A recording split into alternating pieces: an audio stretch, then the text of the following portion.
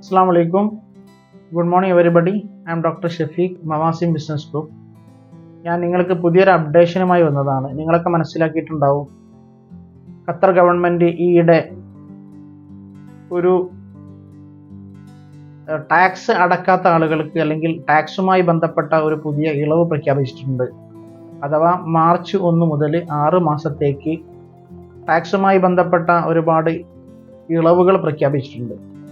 അത് ആർക്കൊക്കെയാണ് അത് ബാധിക്കുക, ആർക്കൊക്കെയാണ് ഇതിൻ്റെ ഇളവുകൾ ലഭിക്കുക എന്നത് ഒന്ന് പരിചയപ്പെടുത്താമെന്ന് കരുതിയിട്ടാണ് വന്നിട്ടുള്ളത്.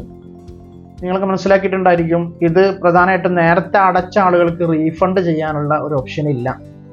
അതുപോലെ തന്നെ ഓയിൽ ആൻഡ് ഗ്യാസിൽ വർക്ക് ചെയ്യുന്ന ആളുകൾക്കും ഇത് അപ്ലിക്കബിൾ അല്ല. 50 million above tax turn over ഉള്ള കമ്പനികൾക്കും ഇത് ഇത് അപ്ലിക്കബിൾ അല്ല. അതിന് കുറച്ച് കണ്ടീഷൻസും പറഞ്ഞിട്ടുണ്ട്. അവർക്ക് എന്ത് ചെയ്യണം, വാലിഡ് ലൊറീബ രജിസ്ട്രേഷൻ ഉണ്ടാവണം. അതുപോലെ തന്നെ ടാക്സ് റിട്ടേൺസ് ഈ 6 മാസത്തിനുള്ളിൽ അവർ ചെയ്തിരിക്കണം. അതുപോലെ തന്നെ എല്ലാ ടാക്സ് ഡ്യൂകളും അവർ അടച്ചിരിക്കണം.